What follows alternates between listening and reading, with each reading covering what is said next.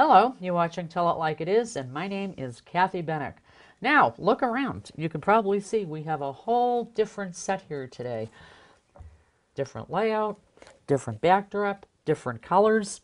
And that's because we're taping today's show here in the studio of CastleHill Media in Bedford.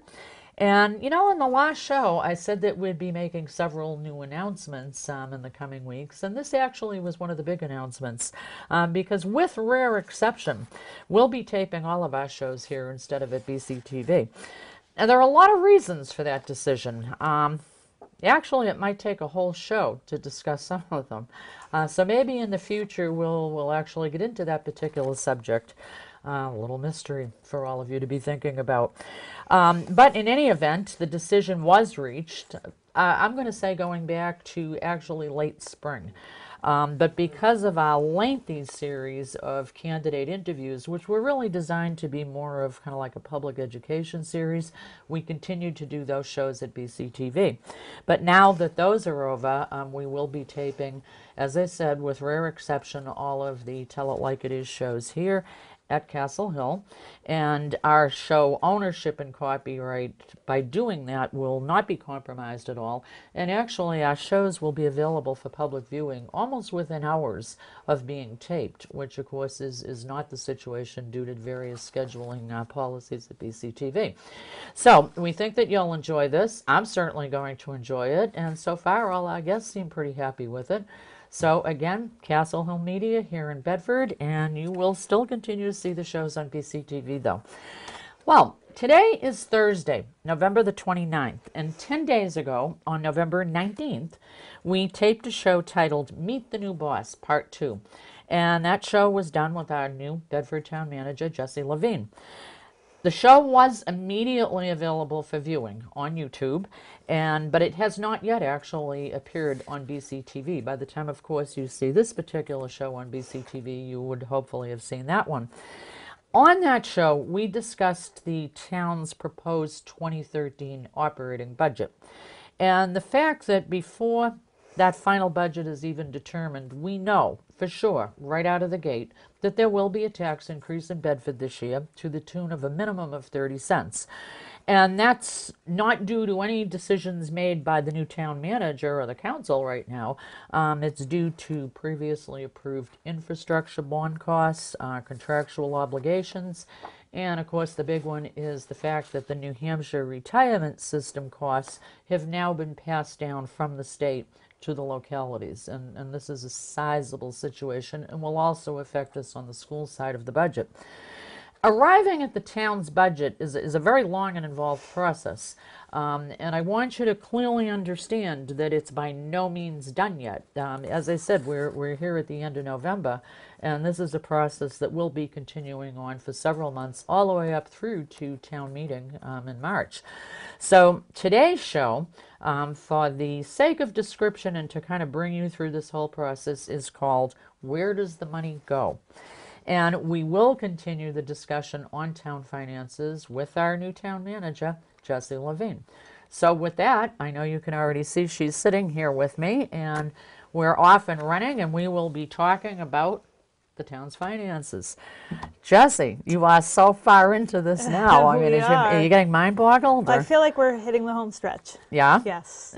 We had a council workshop on the budget last night, November 28th. Mm-hmm. We have a council workshop scheduled for the 5th of December, and I think that's the one where the council will spend most of its time getting into our actual requests and deciding what to bring forward to the public hearing. That may spill over to their regular meeting December 12th. It may not. They may have it all wrapped up on the 5th, and then we go to the public with the budget hearings on January 9th and 23rd.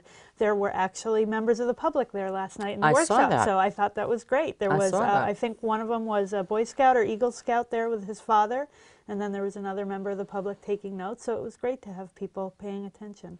That brings me to a question, because I noticed at the end of the meeting that Chairman Dermody did ask the gentleman who was sitting there if he had any comments. Right.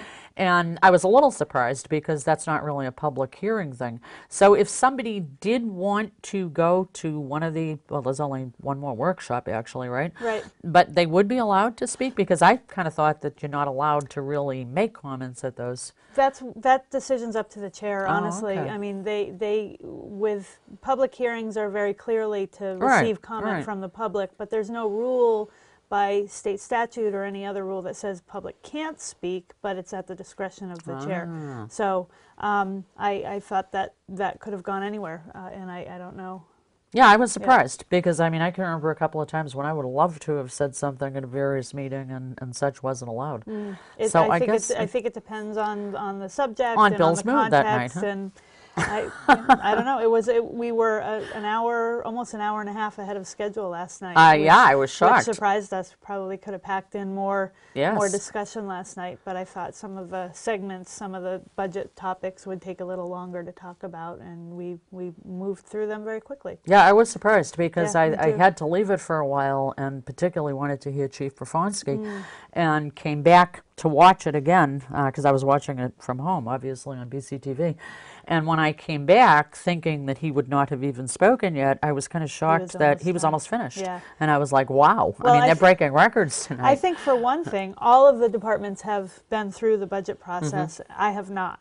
So to some extent, I may have scheduled more time than we actually needed, because they're used to the components of the budget that raise the questions, and they're generally That's true. prepared to answer Yeah. them, or maybe it's a subject matter that the council's gone over with them in the past year, and so it didn't need to be discussed. So I think I just over anticipated the amount of time that we would talk. The four budgets last night were the BCTV budget, the information technology budget, which is a single staff person, but it affects townwide operations. Sure. And then we continued the building maintenance budget, which is part of the Public Works, and we had started that on November 7th, but ran out of time. And then the police department budget, which actually has numerous divisions, so that did take a little while, but we were still ahead of schedule. Now, what's left for the next one?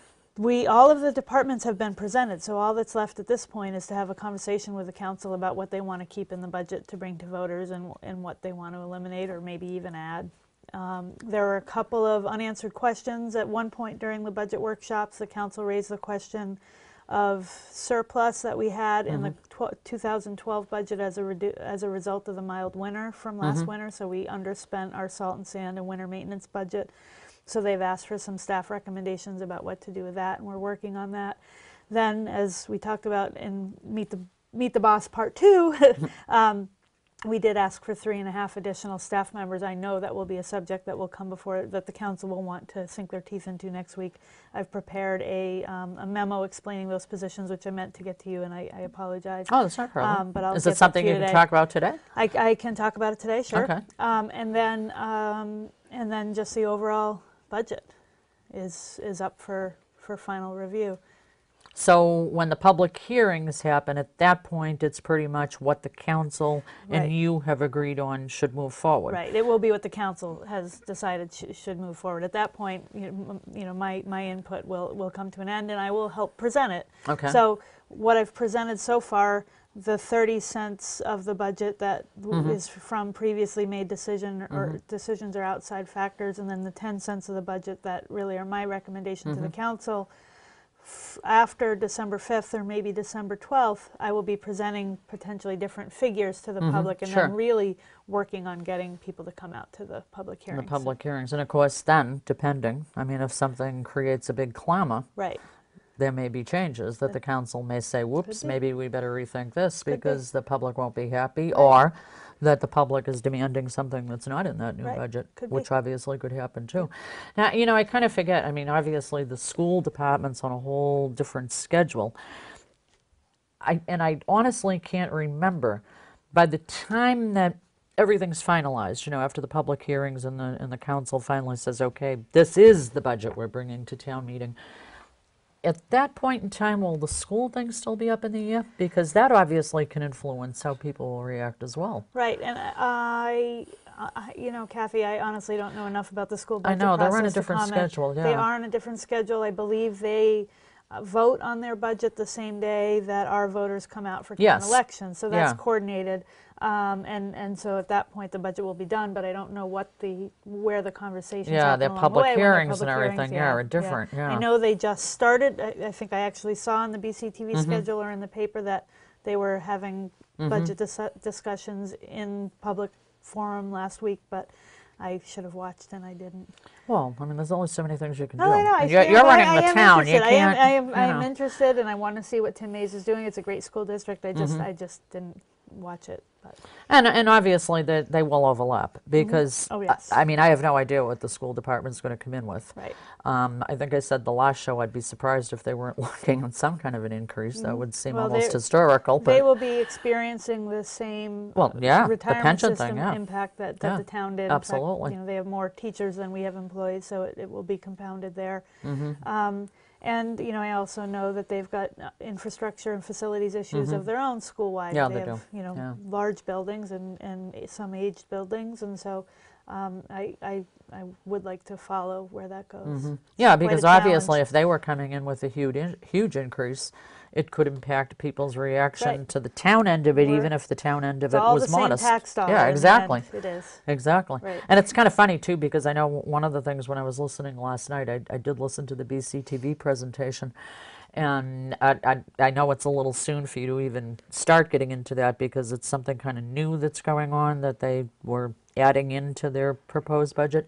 But I did hear, mention that, well, 125,000 would be kind of the responsibility of the town, and another 125,000 would be kind of the responsibility of the schools. So you're talking And- about the fiber optic Right, project. right. And I'm sitting at the kitchen table going, knock it off. What's the number? Town here, school here, it's still out of my pocket. Right. Well, and actually, the debate continued by email last night and this Oh, morning did it? among staff, because some staff have said it's 100% grant. It's an emergency management grant, similar to the grant that we received for the communications console in our police department. So some staff have said, no, it's 100% grant. If we get it, it's all paid for. And then other staff said, no, it's a 50% grant. We have to come up with half the money. Which makes a huge So difference. it does make a big difference. It does. And then I'm not sure which part of the 50% is already in our budget and which isn't. So Well, it's not in the that's part budget at of- all now, correct? Last night I felt a little unprepared to have that conversation last night, and that's part of why I wrapped it up by saying to the council, Yeah. we'll get you more I noticed information. that, yeah. I want more information myself. Well, why So was that staff like is just working all on of a that. sudden thrown Well, into I the think equation yesterday? there is a deadline, and we want to make sure we have money in the budget, and that is BCTV's only opportunity to bring the budget to the council. So I think it was a fine time to bring it up. Nobody was ready to make a decision last night, and there's time. There's time for us to get more information to the council. There's time for us to figure out what it is we're applying for. And for the public, this project it's a great opportunity. Bedford is one of the only towns that has its own fiber runs between public buildings and to the high school and middle school. But we don't have, it doesn't expand beyond that to some of the elementary schools, and also we don't have any fiber run to our public works garage, which means they can't be on the town network. Their phones are not connected to the phone network. Their computers are not connected to our computer network. And in emergency situations, our communication ability is impeded.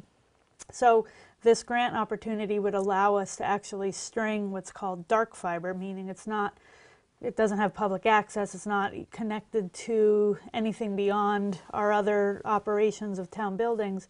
And it's a $450,000 project, and it also allows the schools to connect to the outlying schools. So there are a lot of places it can go, but what I would like to present the council is, how does it benefit BCTV? How does it benefit police, fire, town operations, public works, and then the school can also make the case for how it benefits school communication. So there's a bigger story. We only had exactly. my time slot for the BCTV was Yeah. only half an hour, so I think we had to start getting the conversation in, but everybody deserves more information. Yeah, because I mean, one of the things that I was thinking is, and again, maybe I misheard because that kind of took me a little bit by surprise, but when they were saying that if there did have to be a contribution, and it was a partnership between the town and the school, 125 from each, Right. is $250,000.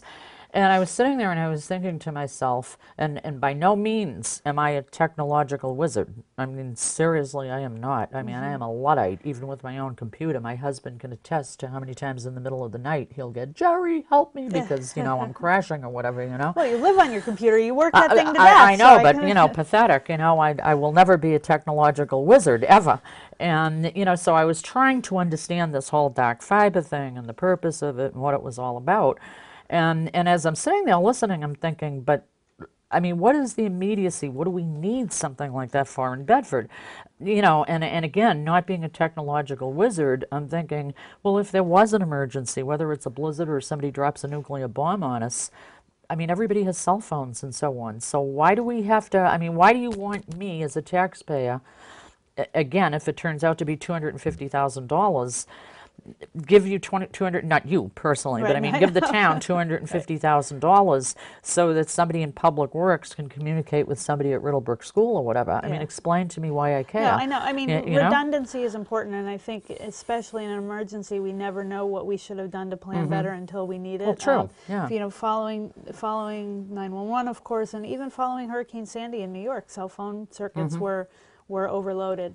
And here, Couldn't the same happen with all of this? Well, dark fiber, unless the fiber is actually torn off the pole, in which case part of the goal is to have it be redundant so that if it's torn in one part, it can communicate in another. The having fiber extends the power of communication beyond just the internal part of town. So for instance, our radios can be boosted by having access to fiber networks in kind of the nether regions of town where there might be some difficulty in communicating among police cruisers or police and ambulance right now. So it enhances that capability. It does mean if we have a crisis at the public safety building or the town hall, town office building where our primary hubs are, we can send our operations to another building that might not be impacted, and Public Works or Riddlebrook, for example, are far enough away from everything else that gives us some nice distance. So it's a planning effort, and actually that's what the EMPG grants are all for, is Emergency Management Planning Grant. That's what it stands for. So, but part of the challenge is making the case to the council and to the public that this is money well spent, and anybody might disagree with that. So that's now part of what I said. We need to give you more information. Yeah, exactly. Yeah. Now let me ask you something, and I don't even know if you have any answer to this, or even if the proponents of this have any answer to this.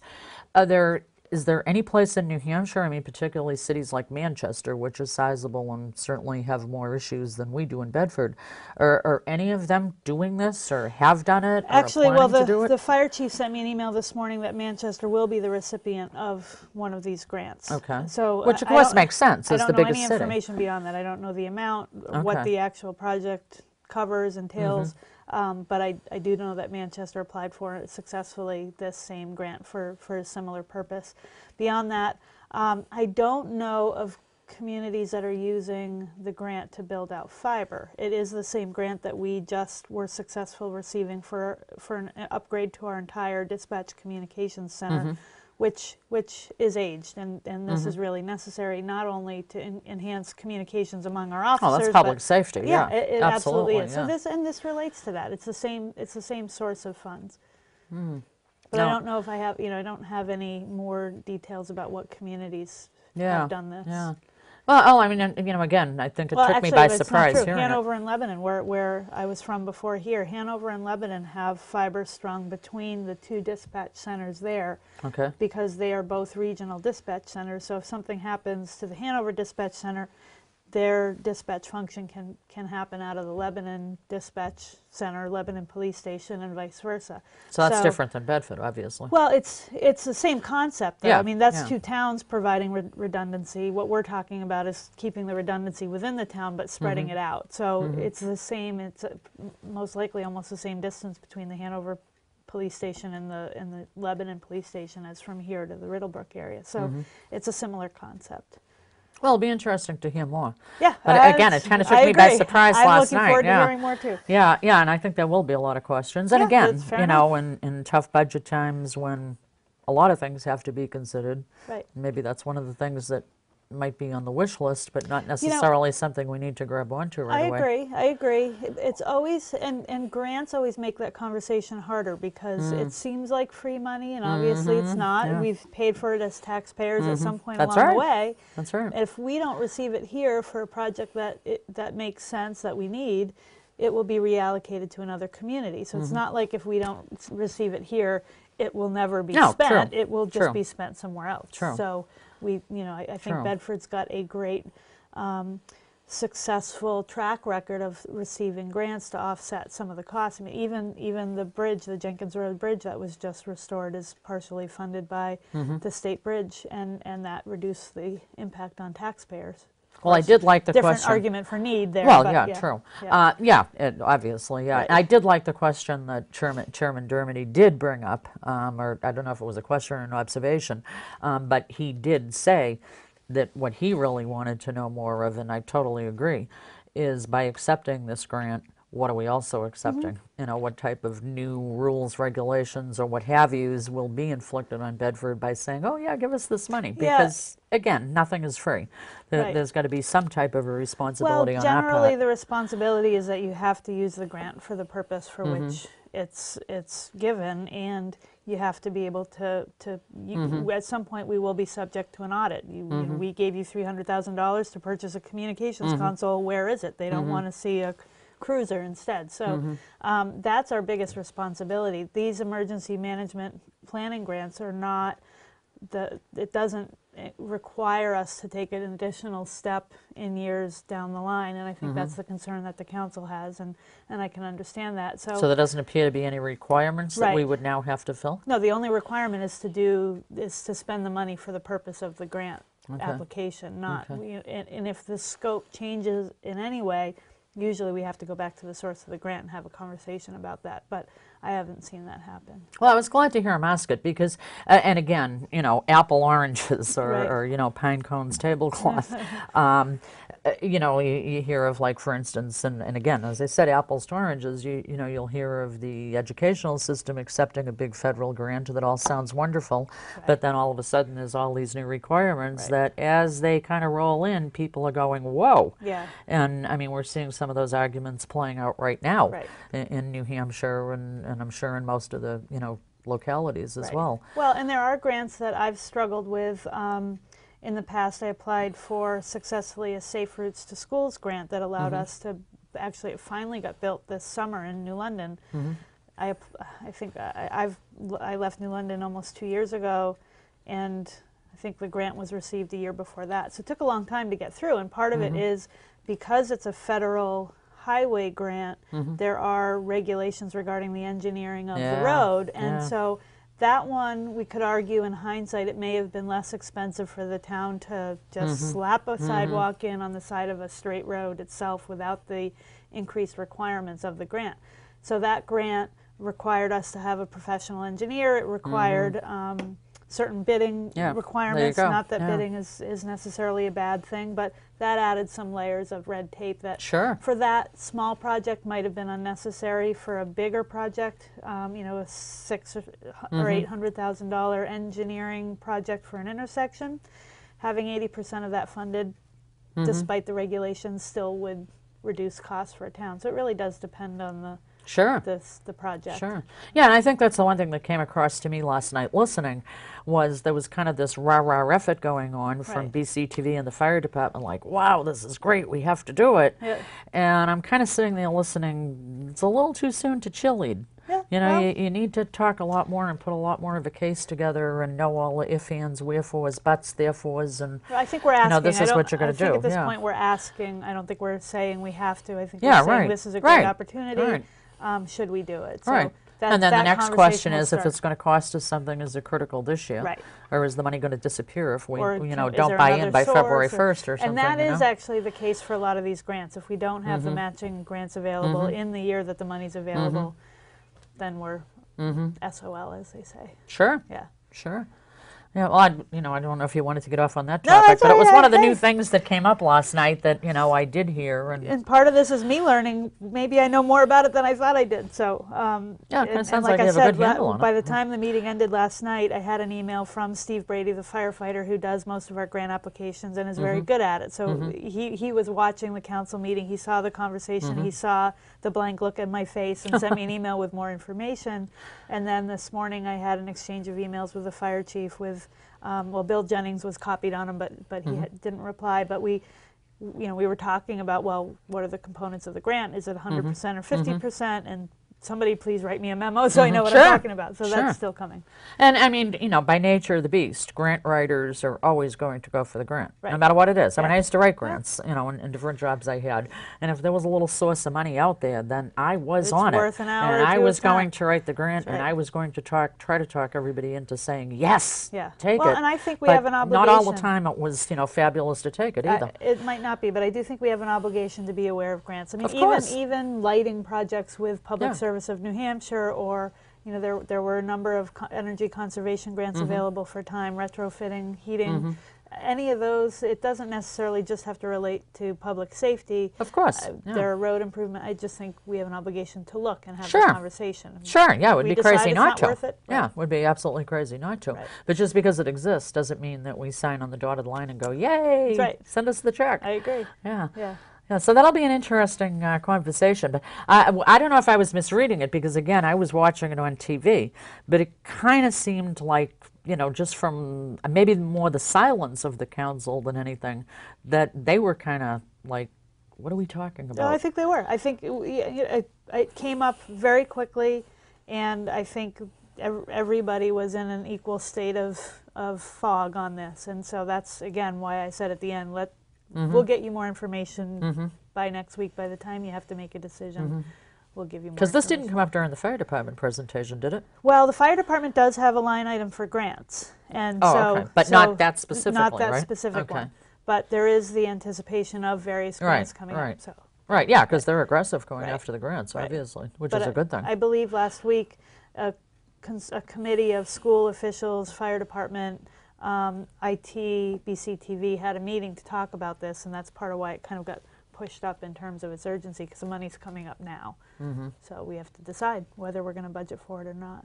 So the one that was doing most of the talking last night was the IT guy, right?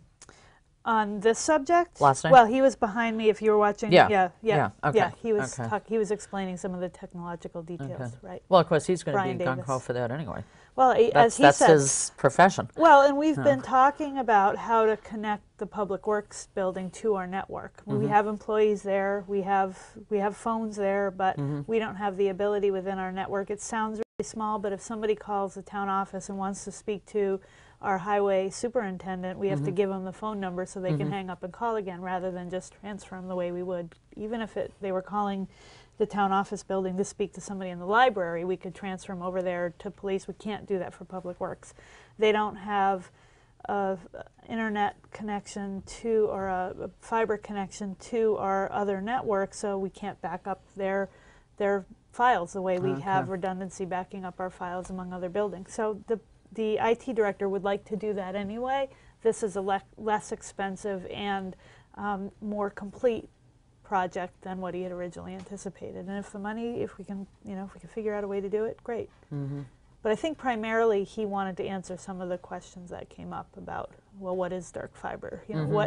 What is it we're actually talking about? Because I think It almost sounded like they were saying Darth Vader. yeah, well, dark fiber does have kind of Yeah, an really. ominous Yeah, I know sound it. Yeah, to it, yeah, doesn't yeah. It was kind of spooky. Right, Like, what are they talking I know, about? it's just stealth fiber. Yeah, because the first couple of times, somebody used the words, I was like, what did they just say? Trying to pick up on it. Right. And I don't know. I mean, maybe that's just me. Maybe everybody else. Again, I don't claim to have a lot of technological knowledge, get so you I the might be memo the only too, dummy so- that was sitting there listening No, to I don't this, think so. I think we were all, we'll all get educated on this together, and I'll send you the memo when that's ready as well. Well, it's going to be interesting. Yeah. One way or another. Right. The whole subject is interesting. Right. And it'll be interesting to see if it winds up getting folded into the whole budget proposal or not, Right, I agree. But yeah, but you do have that time element against you. Yeah, well, hey, I know. we'll work with it. That's I what it know. is. Yeah. I know. Yeah. So, what do you see right now? You're the on the front line and dealing with everybody, the department heads, the council, any public questions that are coming in or whatever. Do you see right now anything that you'd say is like the big issue that you have to sell the public on, Oh, or I the think stumbling block, or I think whatever? the biggest issue is the addition of 3.5 staff members. You know, especially when we're faced with retirement system costs, any full-time employee, especially our public safety employees, the share into the retirement system alone. Why would we hire additional full-time employees when we don't control this aspect of their benefits? True. So why that's an added cost, and I think that will be the bulk of the discussion. Those three positions With the council? with the council, With the council, okay. and if it gets through, then to the public. The 3 positions that we've asked for in the planning department, we asked for a full-time administrative assistant. Bedford's one of the only planning departments in a town this size with the activity level that we have that doesn't have a dedicated administrative assistant. They share the administrative assistant who works for the town council and me, and then they have a Yeah, I heard that at minor, the meeting. minor share of the administrative assistant who works with the assessing department. But neither is integrated enough into planning operations to really even be able to provide the level of customer service that we think necessary.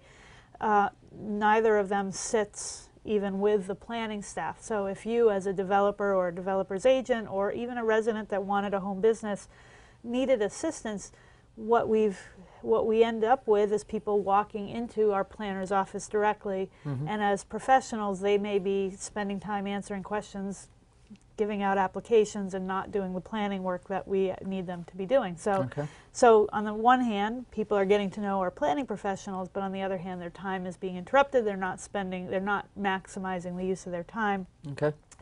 We are, because we're sharing staff with other departments, we're not even meeting statutory requirements as far as recording notices in a timely fashion, preparing minutes in a timely fashion. And as town manager, I have very little opportunity to use my own administrative assistant, and yet I have a number of projects that I could use her assistance with. But on any given week, she's spending 10 to 30 hours supporting the planning department, and even then, maybe not being able to meet their complete needs. So we just think this will improve service from the town manager and town council level, improve it at the planning level. Our presentation, my memo, goes a little bit more into detail on how the time will be spent, but that's the first position in a nutshell. The second position is adding a building superintendent, and this I talked about last night at the budget workshop, and that is Yeah, to that have, part I did miss. and probably just as well. It wasn't stimulating, but that is to add a full-time building manager, somebody that would have the task of overseeing all of our facilities in town. And right now, that task is kind of shared. The department heads that occupy a building have some level of responsibility.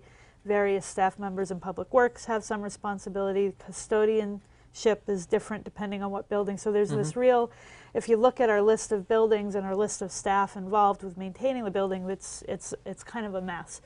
As a result, we don't have a single strategic approach to how we take care of our facilities, and I think that results in deferred maintenance. It results in kind of less, poorly planned projects that aren't integrated. For example, we painted the town hall last year. We didn't have a conversation about whether we should paint other buildings at the same time and maybe seek some sort of savings in numbers. I mentioned earlier the availability of energy grants. We don't have one person who's paying attention to that conversation as far as fuel consumption and energy consumption. So this hopefully centralizes, this position would centralize responsibility.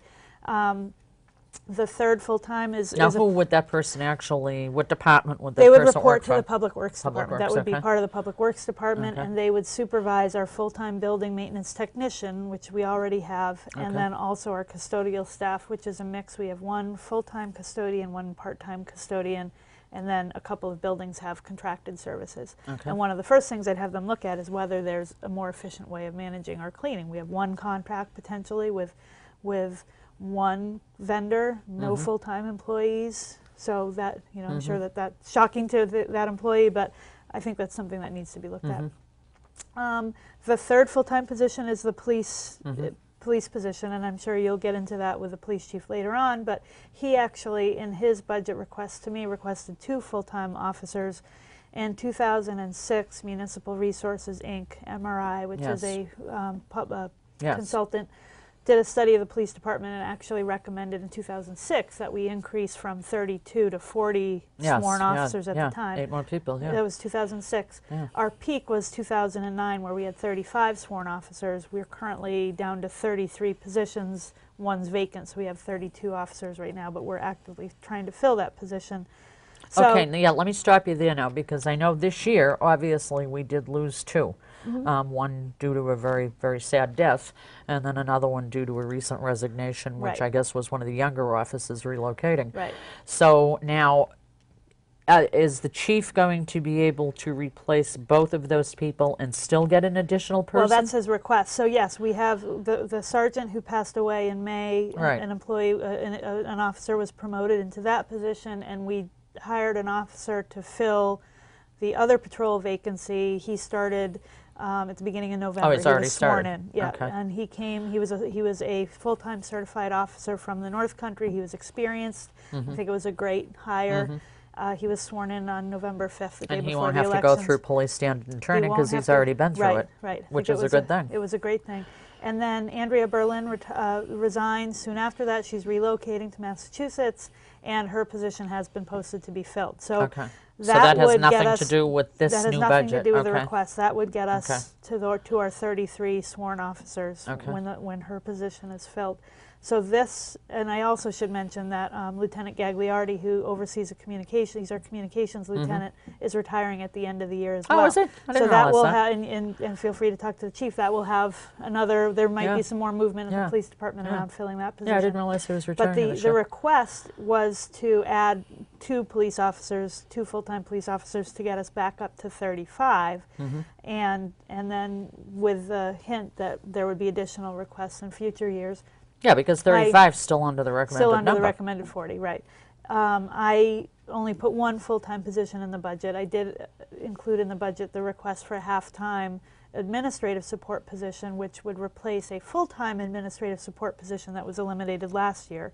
So there is some rebuilding around support, because right now, when that administrative position was eliminated, our administrative staff, primarily our chief, our captain, and Lieutenant Bernard, started picking up some of the work that used to be done by that admin position. And again, I don't like to see our highly Yeah, it's not the qualified, best higher use of their compensated time. employees Yeah, doing exactly. right. So, so the police position, I think he has made a good case. I think the statistics show that despite his new look and some reorganization within the department, we still are not staffed adequately to handle the increase in calls, and there have been an increase in calls. And one of the things our chief has done very well is take a good look at the data and make sure that we are tracking the data in a way that tells us a story. Yeah, I understand he is very precise He on is. statistics and such. He is, Yeah. yes, yeah. And that's useful. We need that. Yeah, we need to absolutely. know what time of day, what part of town, what types of crimes, Absolutely. how long, how much time those crimes are taking from our staff. I mean, we talk about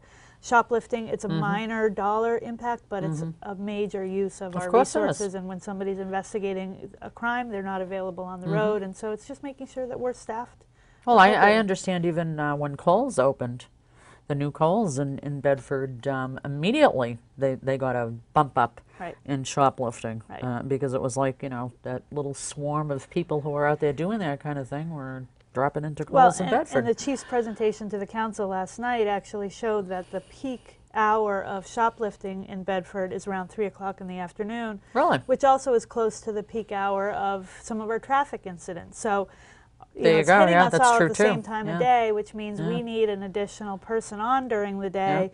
And if we just reallocated staff, it would mean 1 less person on at night, when we different also shift. need to have Yeah. adequate protection. So, we're a little bit chasing our tail right now, and I think the chief, rightly so, thinks we should be ahead of the game.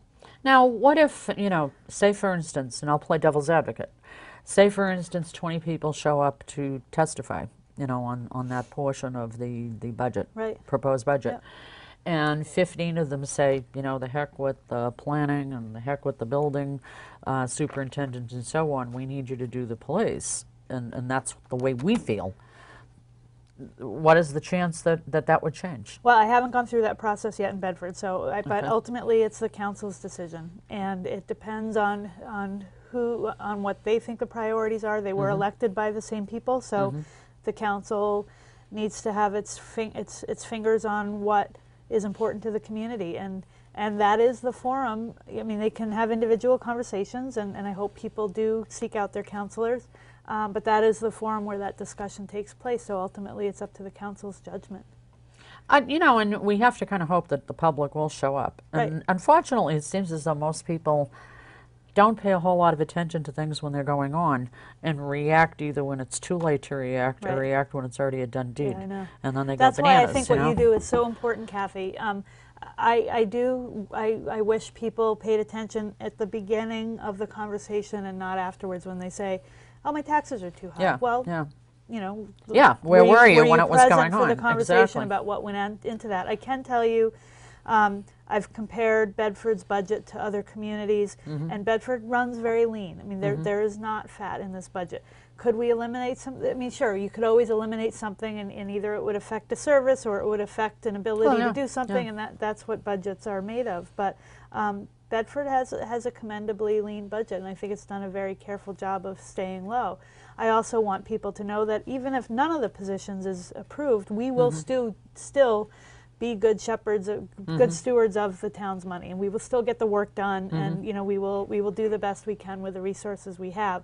Do we think that there's a case to be made for additional positions? Absolutely, but we still have a commitment to do our jobs the best way we can, so we'll do that either way. Well, I mean, I've already told you, and I don't think I've made any secret that I do have a bias Yeah. toward the police department. So I personally would be upset if the minimum positions being recommended right now don't come to Right, fruition. And actually, I personally think that they should get, you know, all their department needs taken care of. Well, and it's, Would I be as yeah. upset if I heard, you know, that planning didn't get an administrative person, or that, you know, Public Works didn't get a building superintendent? No, not really. I You know, everybody's got I wouldn't get worked up over it. everybody's got, I mean, bias might be the wrong word, but everybody's got a department that impacts them the most. Public safety, it's really generally hard to argue against public safety. And And you know, we've obviously seen some situations.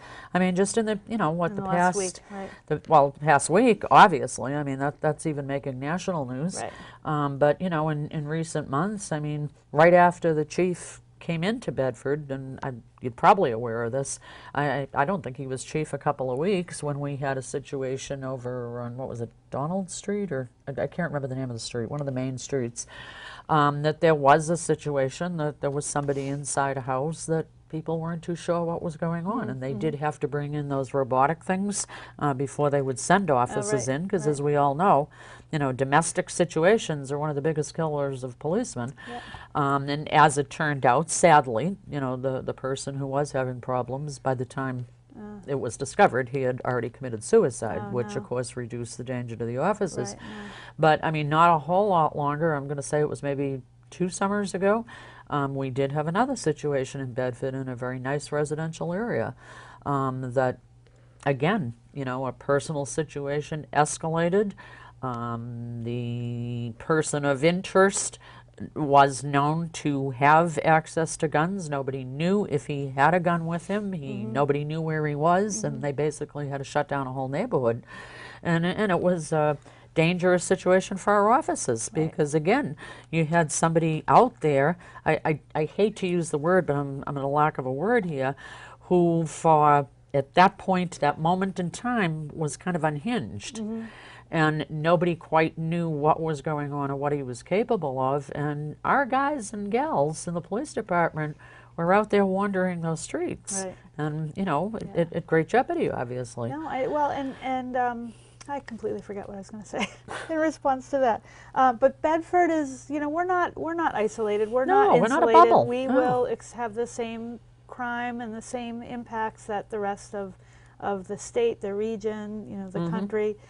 That's why I do find it interesting that the awful burglary and assault from this weekend made national news, because in a lot of ways it's what we see all around the country. It maybe Well, it has that sexy story to it. It does. You know, the minute you throw in, you know, somebody is a doctor or they live in $1 million house or whatever, then all of a sudden the Meteor is, yahoo, you know, Yeah. great story. right, and it's become a national. I mean, Yeah, we've brought in exactly. the federal, you know, Yeah. the FBI and DEA, so there is Yeah. some broader impact here. But and I'd like to, by the way, echo what the chief of police said at the council meeting last night, which is to commend the response of our public safety. You know, our Absolutely. police, not only our police, but our ambulance staff who actually did tend to the victims, and you know, And I think we're understand that quite was kind of a horrified. horrific situation Yeah, over and there. I think it's shocking what some of our employees have to face.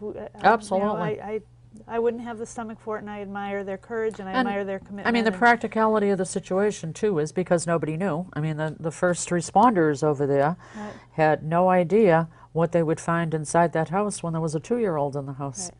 Yeah.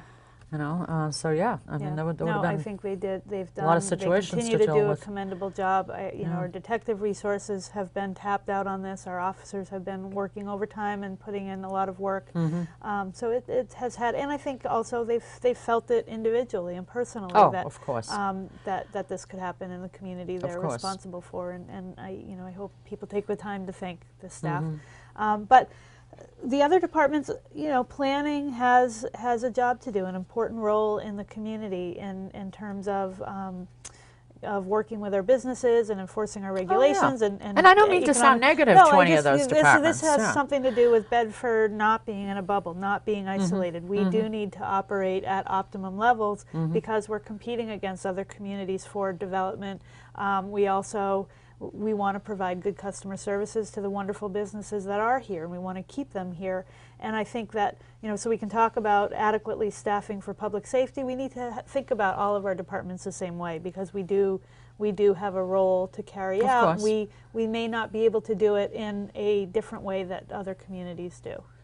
Of course. So, And, you know, they're, and they're all my babies. Well, of I course, actually had yeah. 9. I had requests for 8.5 staff. So In the bringing beginning? it down to 3.5. Somebody said, "Well, what are your priorities?" And I said, "Well, these 3 are the priorities." I had more.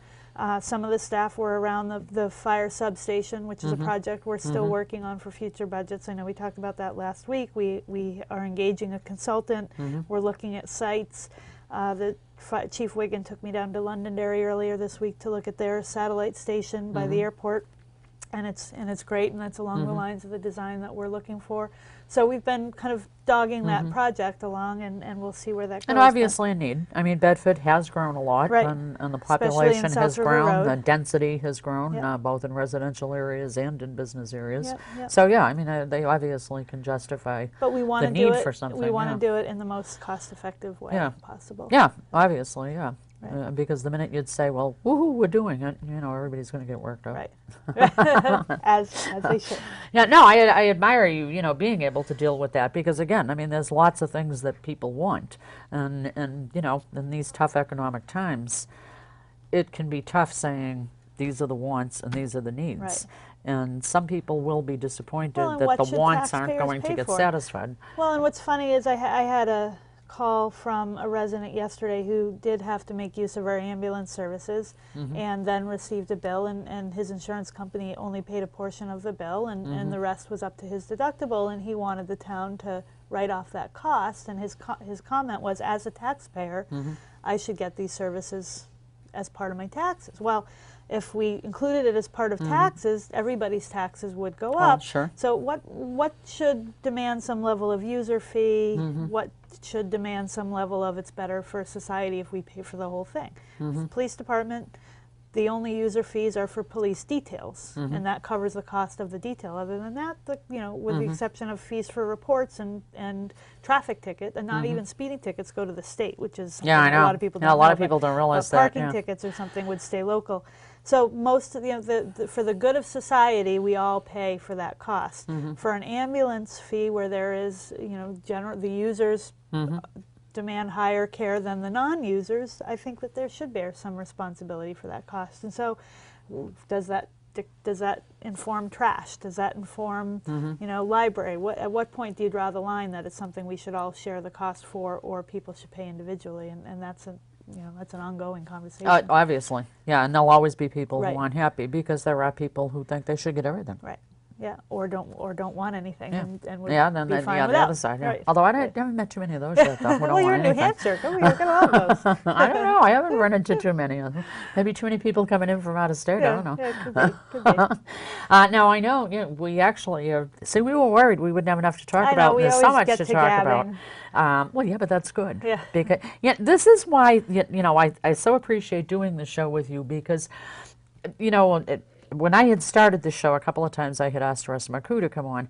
And Russ and I got along fine, and we would have had a great conversation, but he was more focused on the show that had started, I don't know, a year or so previous, where he and the council chairman would come in and do a presentation and, whatever was going on that they felt the public needed to know more about. And it was all well and good because, they'd give out the factual information and such, but it was kind of like, and I don't mean this to sound derogatory or anything, but it was kind of like the canned presentation. You come in with your notes and you go, so this is what we're doing right now, and there was no dialogue.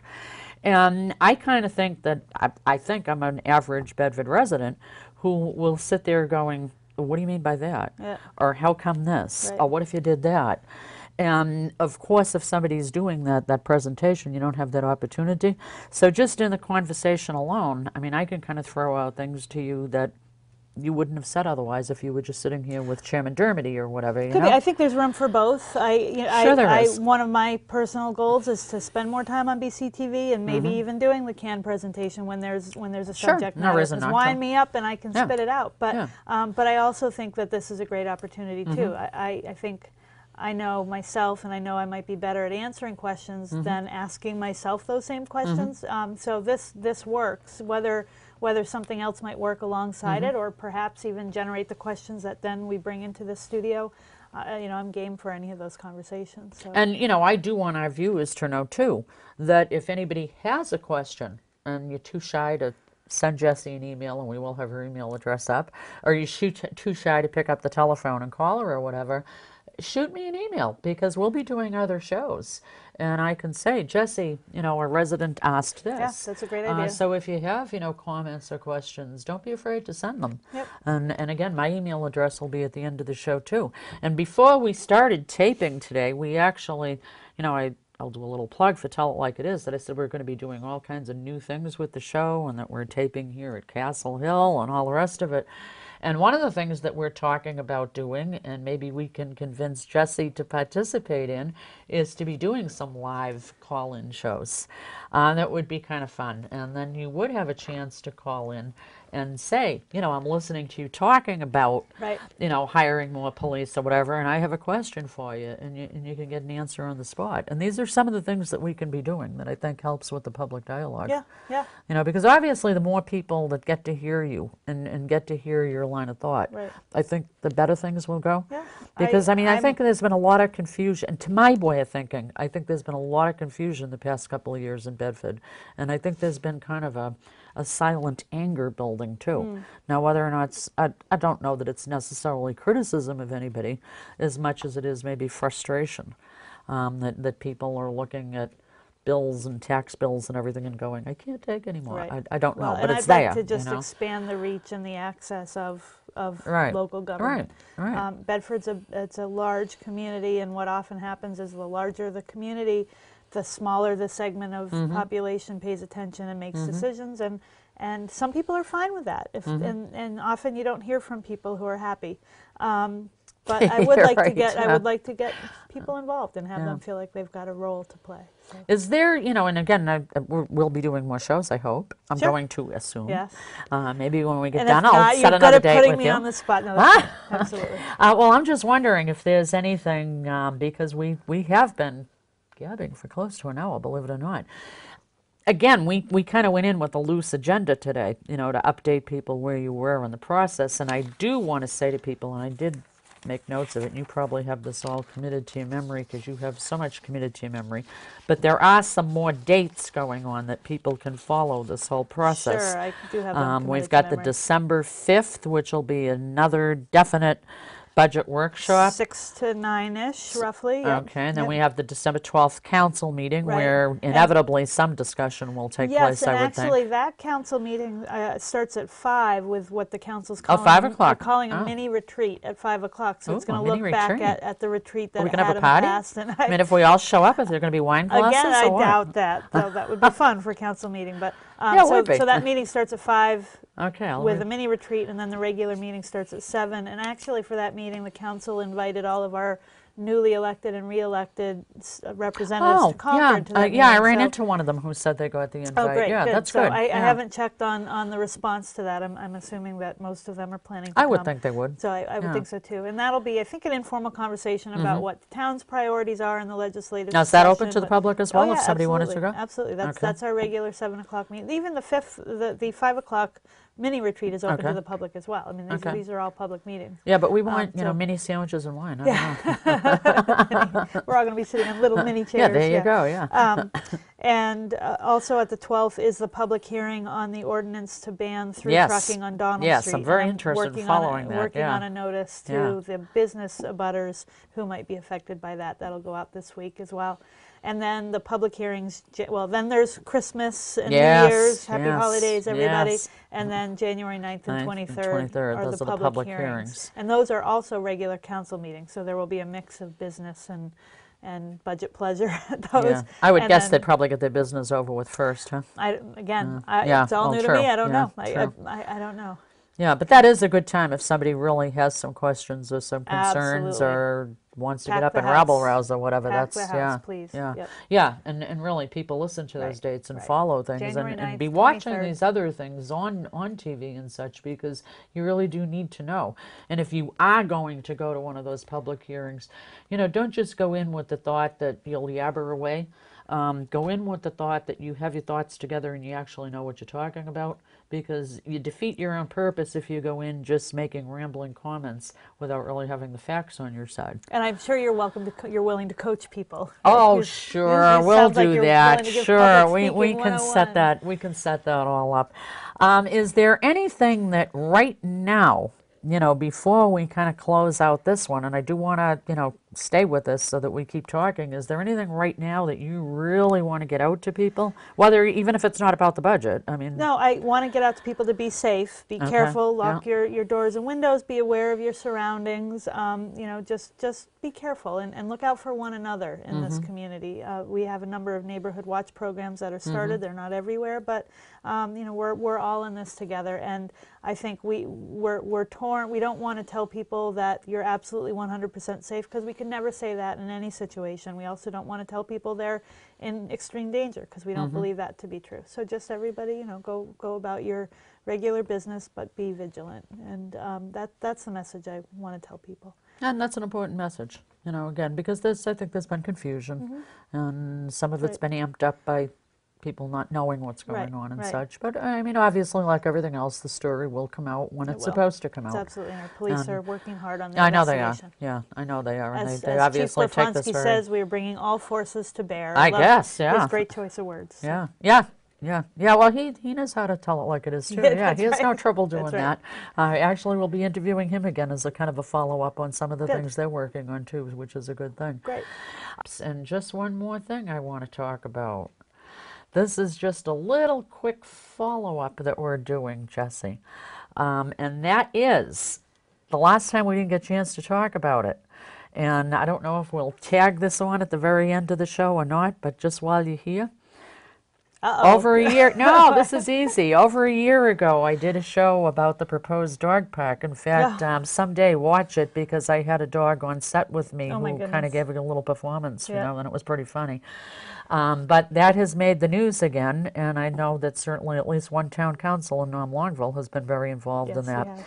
So it kind of sounds like it's not going to happen in a hurry. What's going on? Right. Well, this is one of those projects that took more of my time than I thought in my entry. Then you probably my wanted entry into to. Bedford. And I first of all want people to know I have a dog. I love my I dog. know. I love dogs. I've been to dog park. So this has got nothing to do with the underlying value of a dog park. But this is a project that has dragged on for about 5 years, Yes. and I know there's dispute about the history of it, the origin of it, whether it was a council initiative or not a council initiative, whether it's town manager project or not. And then it, came before the council and me for some resolution. And so my role is, I think to some extent I've been able to come at this from an outsider and try to drill down into what's important. And for me there are two primary subjects of importance with this. One is staff time and taxpayer money, and the other is liability. But and a lot of people have characterized my recommendation on this as having to do with liability, and it does, but not directly. I'm more concerned about the staff time, and it's a little bit convoluted, but it basically goes like this. The town has land that the town owns, and with other nonprofit organizations that use town property, we have a lease, and part of the reason we have a lease is that the leases have specific language regarding liability, indemnification, insurance, And you're insurance specifically coverage. talking CastleHill Farm and the CastleHill ski Farm, Stevens cross does well, and country, the yeah, cross-country okay. ski. And, Okay. and the reason is that state law allows communities, municipalities, immunity when its land is used by the public. But as soon as you start sharing the use of that land, and in other words, the town has some responsibilities and the dog park folks have others, that immunity comes into question because it just kind of complicates the waters. That's why we have agreements with the other organizations, and in that they agree to take on the liability and they carry insurance to protect against that. Which makes sense, So- because if Percy the poodle bit my big toe, that we Or don't want a whatever- lawsuit against the town of Whatever would Bedford. happen, whether it's a fence or Yeah. trash, Yeah. I don't know what it might be, but we just need to be very clear about who's responsible, and either it needs to be the town, in which case we're covered by immunity and our own town insurance would cover what isn't covered by the immunity statute, or it needs to be a private nonprofit. But a mix of the two really puts us both at risk, and so that's one area that I don't think either of us should take on the risk. It really needs to be one or the other. So a lease is clear. We've got it in other situations. We all know what the components of the lease, so that's option one. Option B is it's a town park. And if it's a town park, we would be doing the maintenance work. We would have responsibility for it, even if we contracted out some cleaning agent or Einstein's like we do for our cemeteries Sure. and our other, Sure. whatever it is, we're still interacting with the contractor, we're still interacting with the public, we still are. And it's still costing the taxpayer. It's still, well, even if, as the dog park folks promise to reimburse us for those costs and do fundraising on a regular basis, even if they were doing that, our staff time is still being used for that, for maintaining a dog park and being responsible for a dog park and not managing our roadside mowing or not, managing our bond. I feel like there is better, higher use of staff time than the dog park, even Prioritizing. if the costs were recovered. So to me, it's easy to say we should have a park at no cost to the taxpayers, but I still think there's a taxpayer cost when staff time is being used. And Well, so yeah, the of course, yeah. alternative is, well, then the volunteers will do it, but then you start to muddy the liability waters. So that's why it's a little, it's not all liability, it's not all taxpayer money, it's a little connected, but I feel like I think a dog park would be great. If it's on private property and it's a private initiative, then the town wouldn't be involved other than whatever planning approvals are needed. But if it's going to be on public property, it either needs to follow our practice of a lease or it needs to be a public park like we have, in which case we know going in it's a public park, we're taking responsibility for it.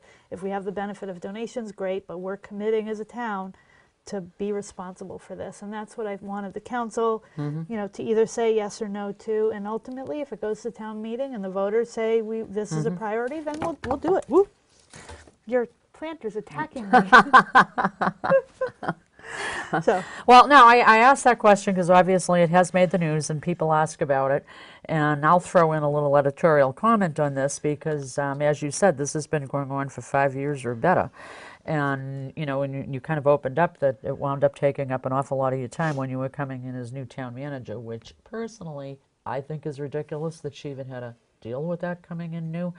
And, you know, because I do tell it like it is, even if somebody doesn't like it, I think the council, rather than get themselves involved in the fray, deliberately dragged their heels on it so that our new town manager would get stuck with it. And I don't mind don't making think that's a good thing. Well, and that's I can tell you I have broad shoulders and don't mind making decisions. And so Yeah, but I was willing obviously, to, you know, and that was but kind I of a pain issue to have to deal with just right need away. to have good reasons to Yeah. to make decisions. And I think everybody's worked very hard on this project. It is. Oh, yeah. It's, Yeah, it was I'm a labor of sorry love for that people, it took yeah. so long to Yeah. get to this point, and then I never want to disappoint, whether it's disappointing Mm-hmm. the council or disappointing the volunteers on this project. I mean, again, I think it's a great idea. My own dog would enjoy it once Mm-hmm. she gets over her leg surgery and all that. But I need to protect town resources course. and make sure they're being used for the Of best. course. For the Well, best this purpose. actually could have been decided, and there was, you know, scuttlebutt going on for months, and I know that for sure because I heard a lot of it. And it is kind of ridiculous that the council, and again, Bill Germany, you get mad at me anyway, so what the heck? One more thing you can get mad about. I think it's ridiculous that you guys kind of didn't take care of that and stuck it on her. I mean, for crying out you're loud. speaking for yourself. Don't drag me I again. said my editorial comment. Don't blame get her. me in trouble. She has no control over what comes out of my mouth. We threw in one more quick thing that people are interested in, and again, it was a tell it like it is issue that we've talked about before, so we did it again. Till next time, thanks for watching. Bye bye. Don't make my move.